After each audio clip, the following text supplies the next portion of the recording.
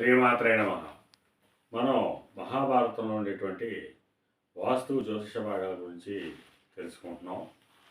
మహిసభ నిర్మించిన తర్వాత దుర్యోధనుని భంగపడిన తర్వాత వీరు జోదంలో ఓడి అరణ్యవాసానికి వెళ్ళడం జరుగుతుంది. ఈ అరణ్యవాసంలో కూడా చాలామంది దానవుల్ని ఈ పాండవులు శిక్షించడం జరుగుతుందని చెప్పి తెలియజేయడం జరిగింది. అలాగే వనవాసం అయిపోయిన తర్వాత అజ్ఞాతవాసానికి వెళ్ళేటప్పటికి విరాటరాజు దగ్గరికి వీళ్ళు అజ్ఞాతవాసానికి వెళ్ళడం జరుగుతుంది. ఆ అజ్ఞాతవాసం సమయంలో అక్కడ కీచకుడిని భీముడు వధించడం జరుగుతుంది. అప్పటికి భీముడు బకాసురుణ్ణి, జరాసంధుడిని, కీచకుడిని కూడా వధించడం జరుగుతుంది. ఇంకా మిగిలినటువంటి సమబలుల్లో దుర్యోధనుడు,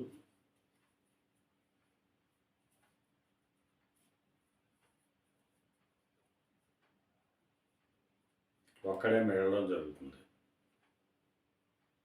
అందువల్ల కురుక్షేత్ర సంగ్రామం వచ్చేటప్పటికి అంతా కూడా సాఫీ అనేటువంటి వాతావరణం కలిగేటువంటి అవకాశం ఉంటుంది.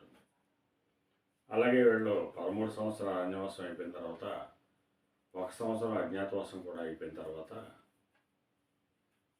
మళ్ళీ వీళ్ళు రాజ్యాన్ని తమకిమ్మని అడగడం, దుర్యోధనుని నిరాకరించడం, కురుక్షేత్ర మహాసంగ్రామానికి సన్నాహాలు జరగడం, ఇటువంటివన్నీ కూడా ఈ జోదం టైంను బట్టి ఇవన్నీ కూడా ఫలితాలు రావడం జరుగుతుంది.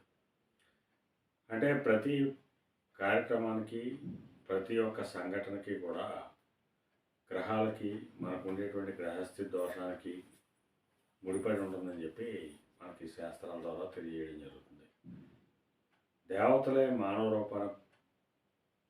మానవ జన్మ ఎత్తిన తర్వాత వాళ్ళు కూడా ఈ గ్రహస్థితికి అతీతులు కాదు. అందువల్లనే శ్రీకృష్ణ పరమాత్ముడి జీవితంలో కానీ, లేదా పాండవుల జీవితంలో కానీ ఎన్నో విషాదమైనటువంటి సంఘటనలు జరగడం జరిగింది. ఇవన్నీ కూడా వారి యొక్క దశ అంతర్దశల ఫలితాలను అనుభవించడం జరిగింది.